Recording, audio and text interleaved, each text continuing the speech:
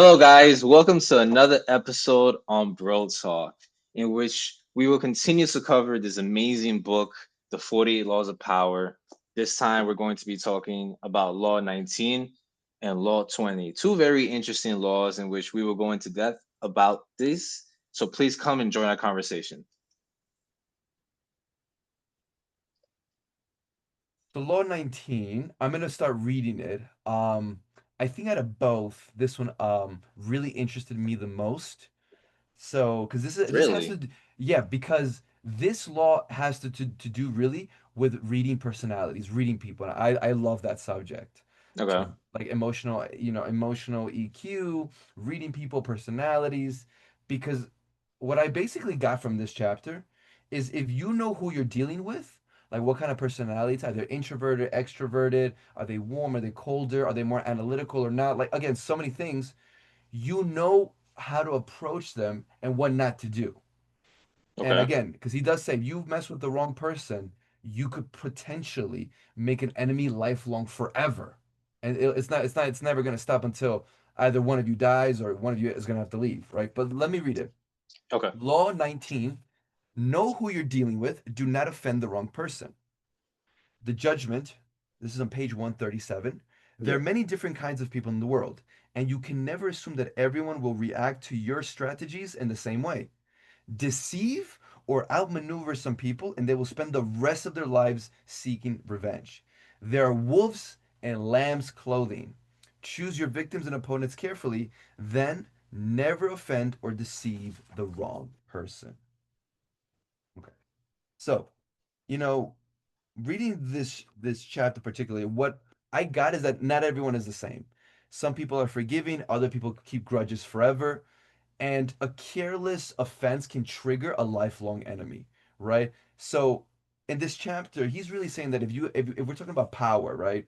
And again, I'll talk later about how this idea can be used for like normal everyday people, right?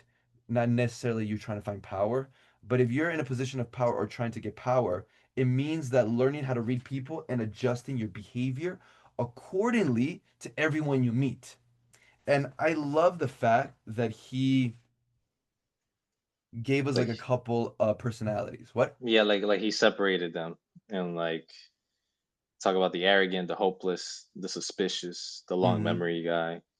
The serpent with the long memory, and then the plain, unassuming, and often unintelligent man, Right. right? And he's like, what to expect from each of these people. Now, on page 138, it says, if you make the distinction well, like if you can see these people and kind of like figure out, you will succeed without needing to coerce anyone too much. But if you deal blindly with whoever crosses your path, you will have a life of constant sorrow, even if you even live that long. Being able to recognize types of people and to act accordingly is critical. And then he gives the five most dangerous and difficult types of people in the jungle. Right now, so I read this, and then I was thinking is so what I was thinking was this, and I have here some notes that I want to share with you. I just gotta find Okay. it. Basically, wait, where is it? I'm just trying to find my notes. So basically, my question in my mind was, what is a good technique or a good way to read people on the go, right? Because he's giving some details on how to spot each person, right? The arrogant, the insecure person, the Mr. Suspicious, and so forth. Okay. Yeah. But what are some techniques or maybe tests or tactics you can use right there on the go to kind of get you, kind of, kind of help you dwindle down which category this person potentially is at, right? Does Hmm. that make sense? Yes, like I guess. Well, I guess to kind of answer your question, I guess that would. Well, wouldn't you think that would have to be in like the conversation that you have with them? Like, for Of course. example, having a one-on-one, maybe cracking a little joke, Mm-hmm. and seeing how they take that joke, right? Mm-hmm. Uh, either they're you know full on with you with the sense of humor or not. Mm-hmm. If they're that type of person, then you could from there. I mean, it's that's one tactic, but that from there you can start to break down. Okay, you know what? This person doesn't really have a that big sense of the humor. Mm-hmm. As you could see, I try to crack a joke, and no reaction, or was just Mm-hmm. very serious. So now I know how to approach this person. I think Mm-hmm. there are different tactics, and humor could be one. Definitely. No, 100%. Human humor, sorry. I said human. Humor is definitely one way of doing it. And I was thinking of different tests that I've learned throughout the years that I want Hmm. to share. And then you tell me your thoughts on it. So the first one Yeah. I wrote here, the first thing I always like to do is look at the energy. Are they introverted or extroverted? Because that's actually one of the easiest things you can kind of tell. So when you're talking to them, you want to see, like, you want to hear their tone of voice. Are they louder or are they softer? Is their body language open or is it closed, right? Hmm. Do they make other people happy? Are they speaking? So if they're speaking fast, most likely extroverted. If there's pauses and they take their time, maybe more introverted, right? Do they light up around others, right? Do they move their hands a lot? Extroverted. Do they more pauses? Do they scan the room? Are they more measured, right? Then I know they're probably more introverted energy. Again, we can have both energies, but which one is the more dominant one? So I like Hmm. to look at that. Another thing that I wrote is, for example, if you throw in certain words and they react to those words, right? By giving them an open-ended question, using that word as a trigger, you could see how they're going to react, and to see if Hmm. they attach to it, then you know what kind of person they are. So, for example, if you throw the word respect or recognition, right, the two R's, respect or recognition, then maybe this person appeals more to status. They're more about the titles, about, I'm in this position in the company, I'm the CEO, and stuff like that, right? So maybe if you figure that they're that type of person, maybe they are an arrogant and proud person. Maybe they're the hopeless, insecure man, right? Again, I'm Hmm. not saying these tests will give you an exact answer, but you can start to dwindle and kind of get some facts. Or if you start talking about, opportunities or financial freedom or the big picture, you know that this will appeal to more people who are more business, entrepreneurial, more adventurous, right? If you start talking about connection and care and about, right, Family. family, then you know this is a person who's more about relationships, networking, maybe more about, maybe a little bit more emotional, maybe, right? So, and I'll ask them a question that's open ended with that word to see how they react to it. If they don't react to it too much, then I'll just go to other words. Now, a test I actually found that was interesting is Okay. something called, and I forgot where I read this in an article. It's called the two-axis quick scan. The two-axis quick scan, where is you want to find out if the person is more dominant or more agreeable. So they could be dominant and nice. They could be dominant and cold. They could be submissive and warmish and nice, or submissive and cold. Right. So whichever they fall in, are they? You can figure out, does this person like recognition? Right. Because if they're dominant, right, and they're cold, you don't want to challenge them because then you're going to hurt their ego, their pride. They're If they're fragile. what? They're fragile. Yeah. Yeah. They're more fragile. So maybe that's an insecurity. So maybe then we can go to the list here. If Get, they're dominant but they're warm, like they're nicer, then maybe they just like recognition. So maybe you have to feed their ego, hmm right? But what if they're more submissive and they're nice at the same time? Then probably that person is more of an employee. They're not a natural leader, right? So they can respond better to appreciation, words of confirmation, and so forth. So again, there's all these tests that you can do, and I think if you memorize these categories, like for example, I wrote the arrogant and proud man, right? For me, the most important thing is that they like to do vengeance and violence, and there is no logic or sanity behind their overreaction, right? So if you sense that they're oversensitive, get away from them as soon as possible, because even the slightest thing can get them to go crazy, and you can't stop them. hmm For the insecure, for me, the most important thing was that his ego's fragile, right? And he's gonna feel attacked, and he's gonna attack you in bites that will take forever for you to notice, which means that they're sneaky based off their insecurity, Yeah. right? So you don't want to stay around because they're gonna get to you little by little and destroy you. So for me, those two, it's like, whoa, So what I do personally is I like to look at a lot of times that's why I like to hang out with groups because in How's groups I see dynamics. And if I see that someone attacks their ego or makes fun of them, I see, was their ego hurt? Are they sensitive? How did they respond back? Are they quippy? Are they snappy? So I know probably they're more angry. So I have to be careful. So I know what not to do now. And I'm going to either just stay neutral and say nothing, or I'm going to just praise them more, or just see the good in them and stick to that. Right? I What do you think?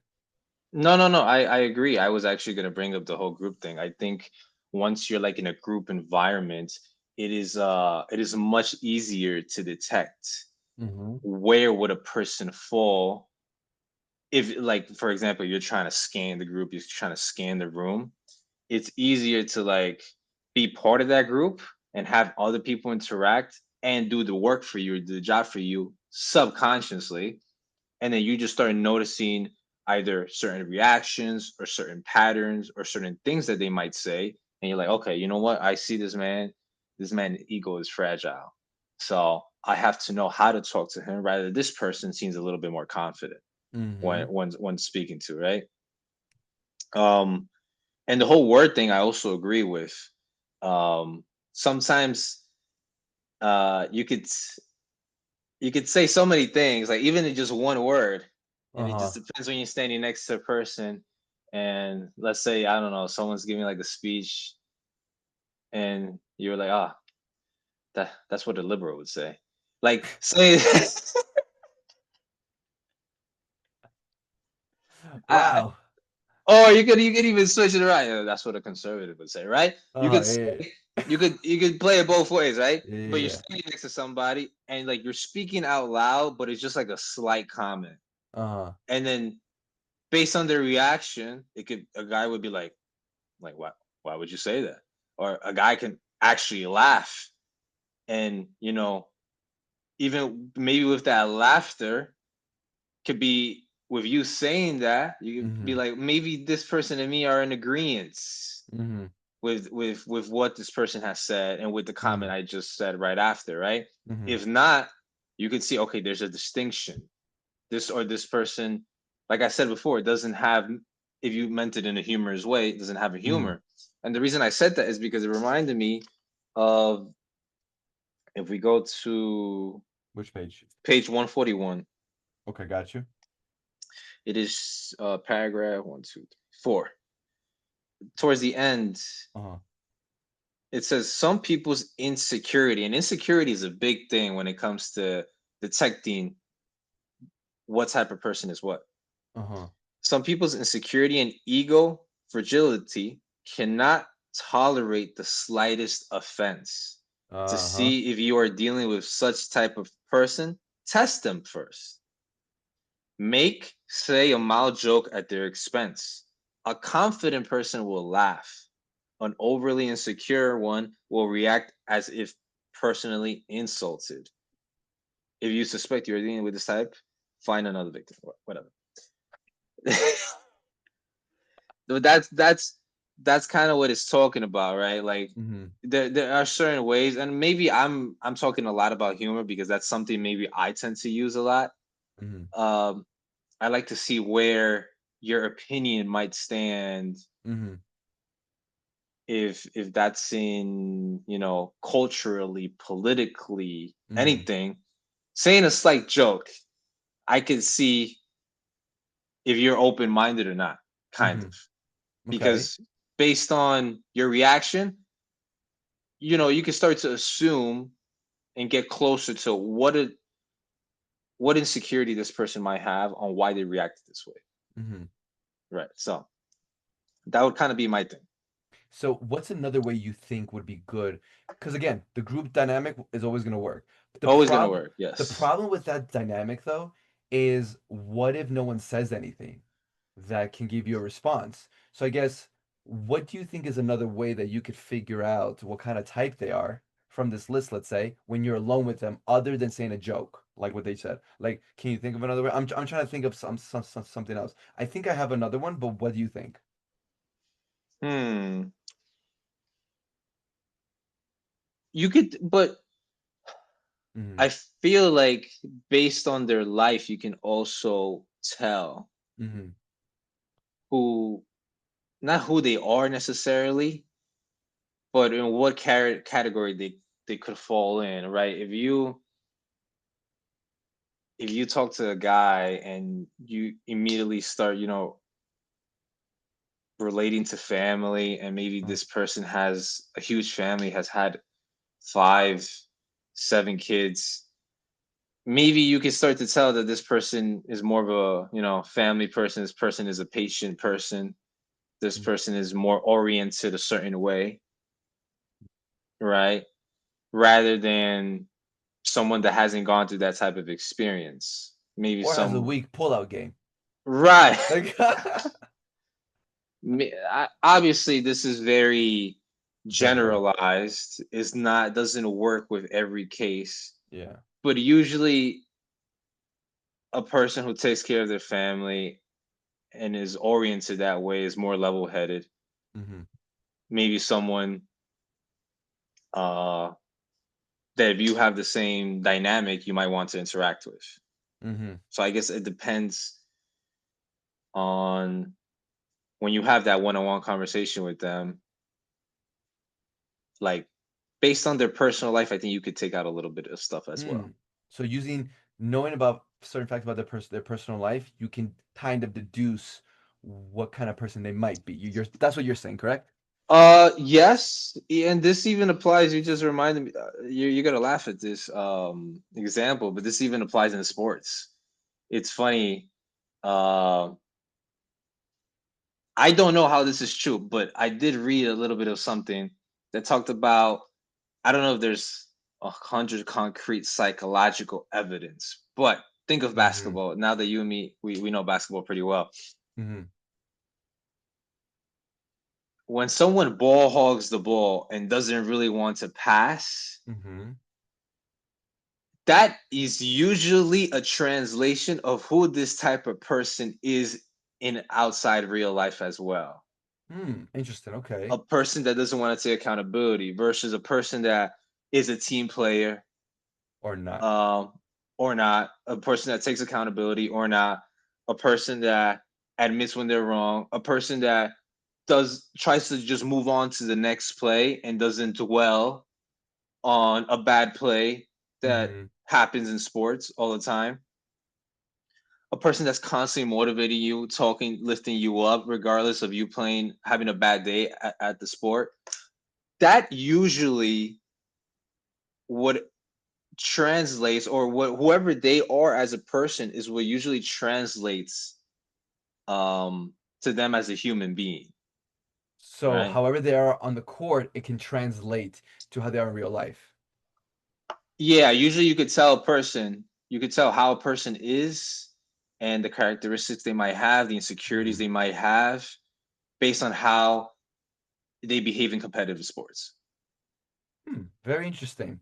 Very, I will very have to interesting. bring up articles of information about this, but Yes, please. On the next episode, please. I'm almost sure that that's just how it is. Like, Mm-hmm.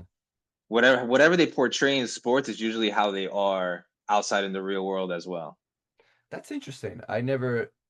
I mean, I could definitely see how like if you ball hog a lot, you're not really a team player. So then how, like I could see that. But yeah, I would love to know more information on that because that's interesting because I guess all you got to do is know how a player plays and then maybe you can know some stuff about them outside.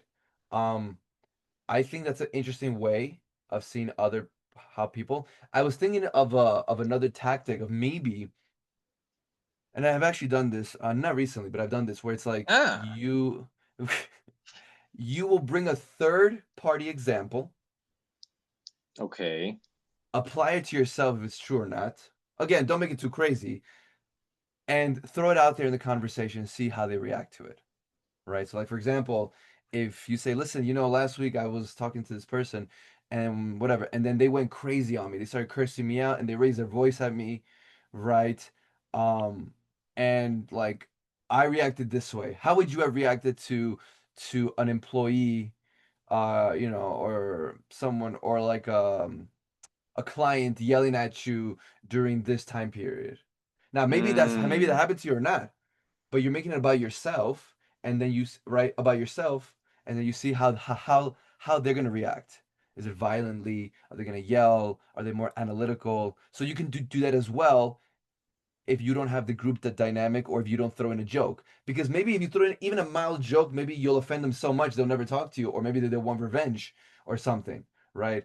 Or they'll feel some type of way about you, and they're gonna be upset at you and angry, and then it can lead to a whole array of problems Hmm. down the line, even from a mild joke, right? Trust me, I've been in many situations where I've said a mild joke, and wow, it got crazy.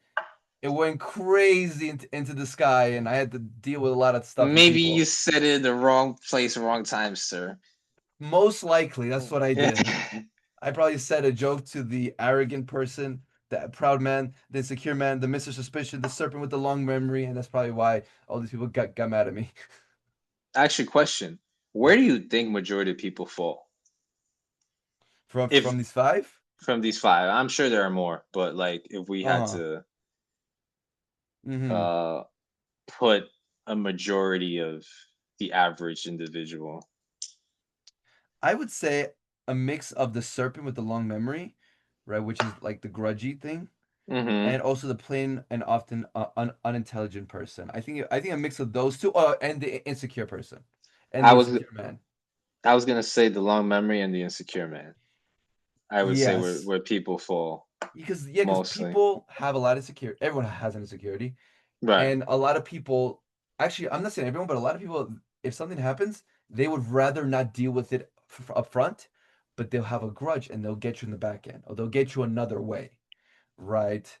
Right. They might not have the confidence to do it in front of your face at the moment But they'll get you somewhere else. because their insecurity is, stopping them from doing it. Hmm. But you know what? I'm gonna be sneaky. I'm gonna get him a different way where he doesn't see me coming. Correct. And I also think a lot of people are so they have a grudge. Well, again, I think there's different psychological reasons, but I think one interesting one is that a lot of people don't have a purpose in life and they're not as busy, right? So if someone does something to you, you're like, oh, it's gonna become my mission to get you back, right? And screw you over for what you did to me. How dare you do that to me? Right. Right? Um, and I understand, like maybe on certain things you want to get people back because it's not fair or whatever, but most people don't have purpose. This becomes their purpose: anger, resentment, and and and I think an extreme example is the one on page 140, the one of transgression too. Now, to be fair, the one from Denver, Colorado, Hmm. right, The con artist. where this group of con artists stole $45,000 from this J. Frank Norfleet, right? And they thought he was a sucker because he worked on a ranch, so they probably thought he was stupid and ignorant. He didn't know. And this man went on a vendetta to Yeah. get all these men back. It took him years. He lost his marriage. He lost more money. He had to borrow money. He lost his ranch. He basically lost so much, but it was his life's mission to put these men in jail. And he did. He traveled the world and the country to follow these people and he put them in jail. He literally did, right? So it's also very dangerous to mess with the wrong people. Again, I don't think you should be messing with people in general, but if you mess with the wrong person, which again, you don't know who you're messing with unless you get the facts, right? But these people assumed, oh, he's a rancher. He's probably an idiot. He doesn't know anything. We'll get away with this. And look what happened. He put them all in jail. He screwed them all over, and because they didn't know who they were dealing with. Because all it takes is for the person to feel that trigger. Again, we don't know who we truly are until we're put against the wall and the sword, as they say, right? Yeah. Yeah. When the situation really comes up and you're put in the scenario, that's when you're gonna see who you really are, what kind of person you are, right? So we found out that this rancher was very revengeful, and he did it. He did it. No, you're 100% right. Therefore, guys, if you want to find a purpose in life, please watch our previous few episodes on how to Purpose in find life. purpose and not make these things your purpose and try to get back at someone. It's not worth it at the end of the day. Correct. It's not worth it. And at the end of the day, if something like this happened to you, from a religious perspective, right? God wanted this to happen to you, right? This was going to happen to you. Again, it doesn't mean you're getting punished like this because you necessarily did something wrong. Of course not. Maybe it is, maybe it's not. I don't know. I'm not God, right? But Right. then if something like this happens, it was supposed to happen to you. Now, why? I don't know. You're supposed to take something from this, no matter how hurtful it is. But again, in order to think like that, you need to get to that level, right? And make sure that these things do not become your purpose in life. But whatever, let's put that to the side. So yeah, Right. And it's even true, the previous thing that you said, that you don't know who you're dealing with. I think two of the interpretations of this chapter talked about. It said page which 140. It page? said Oh, 140. 140. The interpretation, it said, never assume that the person you're dealing with is weaker or of less important than you are. Yeah. Some men are slow to take offense, which may make you misjudge the thickness of their skin and fail to worry about insulting them. And the other interpretation in page 142, it said, you can never be sure who you are dealing with. A man who is off of little importance and means today can be a person of power tomorrow. We forget a lot in our lives, but we rarely forget an insult, which is 100% true. I could enjoy a memory of my life and forget maybe the nuances of it and the things that we did, and then someone has to remind me, and then I'll remember. Mm-hmm. But once you insult somebody, you embarrass them, or you make them feel some type of way, that is something that's like a slight trauma for them, Mm-hmm. that they'll remember every single detail, every single word you said, Mm-hmm. and we'll hold that against you. So Well, yeah, because it's also activating the primal, very animalistic, but also part of your brain. But it's also engaging your emotions when you're angry, when you're jealous, resentful. These are very strong emotions that can take over a person and makes them do crazy things or say crazy things. So if someone insults you, of course you're going to remember because it's such a strong emotion to be insulted, to feel offended, that you're going to remember that. So it makes sense. So yeah, right, and at the end of the day, a lot of people don't have a lot to lose, right? Like you that said, is true. don't have a lot to lose. Some of these people might not have a purpose, or some of these people just might be lonely themselves, and or have lost a lot in life and don't have nothing to lose for. The moment you trigger them, It's over.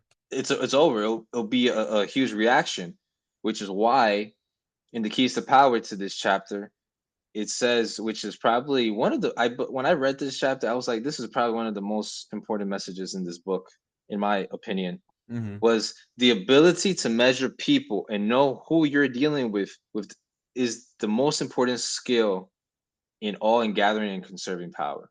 Yes. So please be careful who you talk to. Be nice to everybody, because you don't know who you're talking to, which can either open an opportunity for you and be a great success in life, Or close an opportunity. or close an opportunity, you burn a bridge, or even worse. And we obviously don't want to imagine those things, but uh, the ability to measure people is extremely, extremely important. Yeah. And I'll end with this before we go to the next law. Yeah. I'll say this. My last thought is this.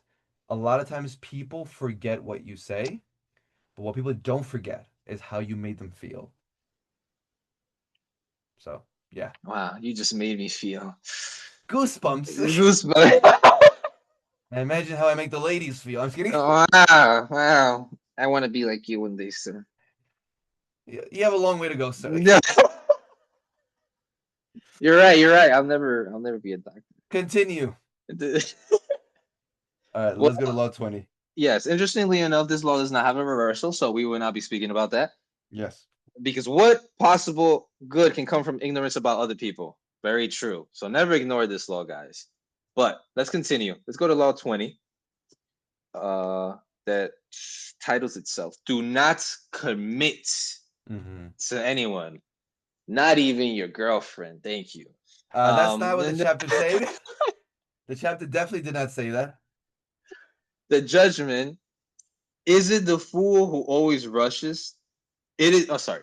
It is a fool who always rushes to take sides. Do not commit to any side or cause but yourself.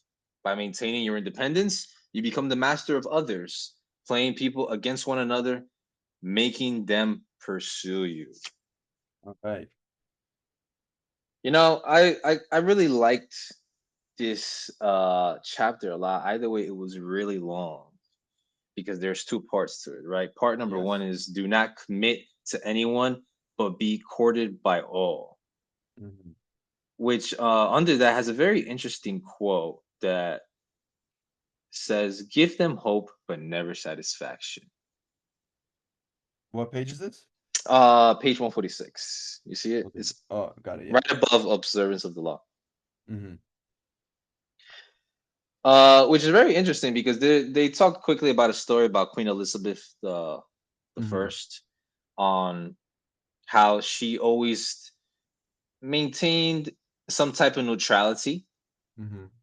towards everyone, and she did all. Even the chapter says, uh, she did all she could to stir their interest and simultaneously keep them at bay.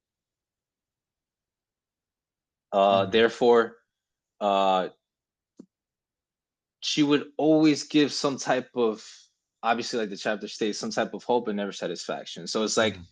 it's it's like you can apply this to relationships too. It's like you can have hope and hope that something is going to turn out your way, Hmm. but it just, there's never like that commitment where it actually happens, where like, Hmm. you get on one knee and you're like, oh, will you marry me? It's always Hmm. like, don't worry, we're going to get there. So this person always chose to, rattle a lot of men, but never commit and never even got married to any of these people. She never did. So, Correct. so, uh, which is very interesting because you see how this law also is based on appearances a lot too. It is. Because in the Keys of Power, it says, since power depends greatly on appearances, you must learn the tricks that will enhance your image. Refusing to commit to a person or group is one of these. Um, Even in the following page, in page 148, it mentions this aura of power this aura of power only grows with time. As your reputation for independence grows, more and more people will come to desire you, wanting to be one who gets to commit. Desire is like a virus. If you see that someone is desired by other people, we tend to find this person desirable too. Hmm. Which is very interesting because, tell me if I'm wrong, but sometimes when you're desired by a lot of people from the other sex, Hmm. if you were already interested in one individual, now if this other individual happens to see this desire that you have outside, let's just call it in the outside market, they tend to desire you a little bit more too because you're really wanted. Which I Correct. feel it's a psychological game.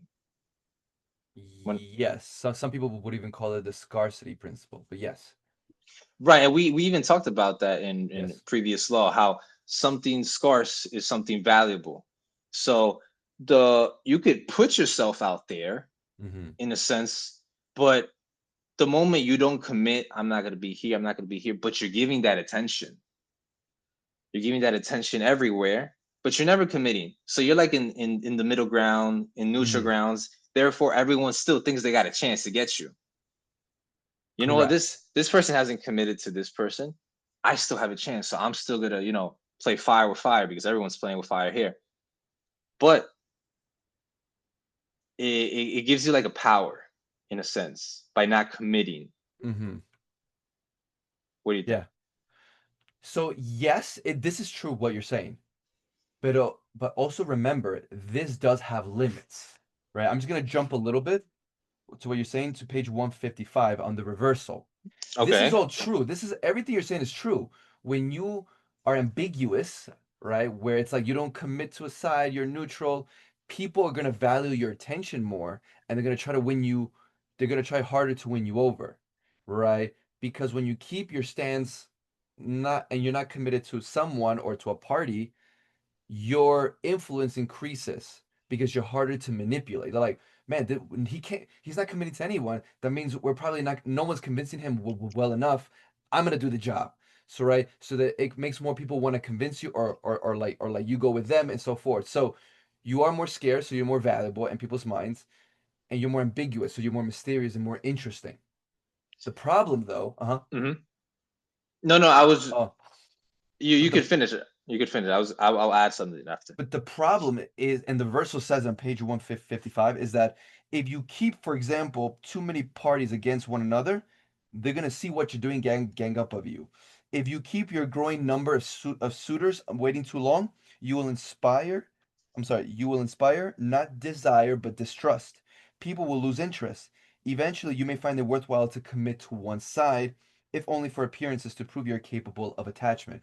Because it's true, this can only go so far, because eventually the woman, the people, the company, the groups of the parties, right, the groups, the communities, they're gonna be like, all right, bro, make up your mind. If not, then get the hell out of here. We're wasting our time with you because you're not making a decision. I think this really does work for many scenarios, like for example a job. If you go to the first interview and they offer you a great offer, you don't want to take immediately. You want to like delay, use delay tactics to kind of show them like, hey, I have other offers. Other people are interested in me. You have other opportunities, so it makes you more valuable. Like my God, I guess what we told him wasn't enough. We got to make it even better for him, right? I think for jobs, the beginning of relationships is very good because it makes you more valuable to them. So there's more interest. But Hmm. eventually you have to make a decision, right? And maybe it's something you want to pick, a person. You have to make a decision because eventually they're going to leave because you're wasting people's times, right? They're going to leave no matter how much they love you or they wanted you to be part of the company or they wanted you for the joke. It's so funny. Or they wanted you to be part of the I'm sorry. project. They're gonna leave. They're like, bro, you have attachment issues. We don't want to deal with that, right? Take care. Have a good one. Now, the reason it worked for the queen here is because it seemed like she did choose certain people for certain times, but then she would immediately change to the other side, and she She kept was like doing that. she was like a virgin hoe. I was thinking that too. I really was thinking that. I was thinking that too. I was like, yo, Queen Elizabeth, what are you doing? She not sleeping around, giving her Supposedly, body away, supposedly. from what we know from the stories. But Yeah, correct. Supposedly, she was not. she was happy, from one place to another. You From know, one man to another because she was like, because like, but she also had good reason though. She didn't want to get married because then once you marry someone, that means you connect to one country, and then the husband's gonna take over, and then she was not gonna have power. and she wanted to be protected by multiple places at Correct. once. And like I think her sister, her cousin, it said her cousin, Mary Queen of Scots, went through Hmm. all the horrible things. So she learned from that example. She's like, I'm gonna stay neutral the entire time. Now, to be fair, she was able to do this because she's the queen. So she has power. You're not a king or a queen. I'm not a king or a queen. So we don't have this leverage the entire time. You know what I mean? So yeah. I feel like it could work well with women a lot. Hmm. Well, but I mean, so before I get to that point, sorry. From what you were saying is very true. It could work at first at the beginning of relationships, but it does come down to the point where you do have to make a decision. If not, you lose everything. Like Correct. You'll lose everything. let's say you got three, let's say you got four, let's say you got two. You still got to make a decision unless you're in poly. But if you And even that, eventually that ends and you have to pick someone. said who, The women. but eventually you have to come to a decision because it does say in I mean, it's part of the reversal actually, but it's not in the reversal. It's in page 148, paragraph Uh-huh. 3. It says the goal is to not cut people off or to make it seem that you are incapable of commitments, right? Correct. You have to be like the Virgin Queen. She said, well, Virgin Ho, but you need to stir the pot, excite interest, lure people with the possibility of having you. Yeah. You have to bend their attention occasionally, then, but never too far. Hmm. Because the moment you do it, is the moment you'll lose everybody, right? And I feel like it works well with women because uh, women can not only win you, and we have to be, we have to be straightforward here, right? Can only not win you with their words and Their sex appeal. their sex appeal. It's their mannerisms, or it could also be their figure, you know, because their figure is a little bit more um noticeable and out there rather than us men, right? Mm-hmm. So it's not only the emotional way and the sweet talking they can win you, it's also the physicality part that gives them a plus, right? Mm-hmm.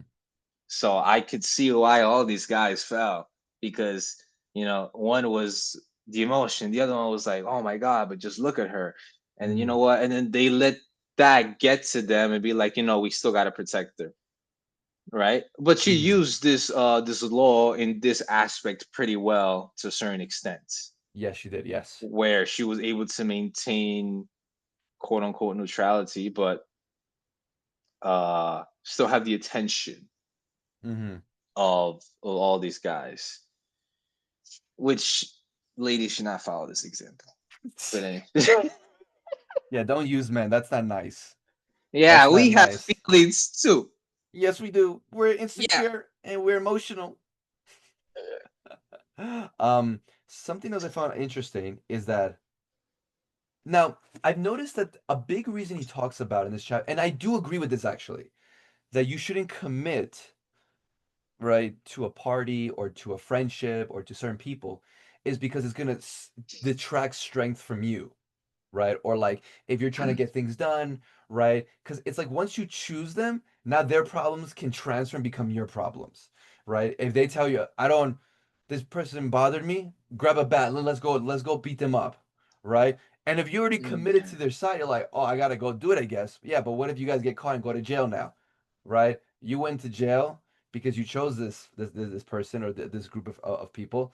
You did something illegal, and now you're all suffering now, right? So he says like try to be neutral, like support them, be friendly to them, be nice to them, give them a gift, be a supporting ear, but don't commit completely because you don't know what's going to happen. You can only control yourself, but you can't control the temperament or the emotions of this party or these people, because what if they do something crazy? Or what if they try to get you in trouble because of their own problems? It's better to not commit emotionally, also in a physical way, because it's going to detract from your purpose, from your strength, and from your time. But wouldn't that like trouble or defy a little bit of like what loyalty means? For example, Mm-hmm. if someone were to hurt someone that you dearly loved, right? Mm-hmm. Your son, your wife, your brother, your sister, different Mm-hmm. things, right? Your father, your mother, in a physical way, Mm-hmm. and their whatever scenario. I'm not saying you have to approach it this way, but if there was just happened to be, for argument's sake, the possibility to hurt this person back, Mm-hmm. it's like, man, you hurt somebody I love, and I have loyalty for this person. Mm-hmm.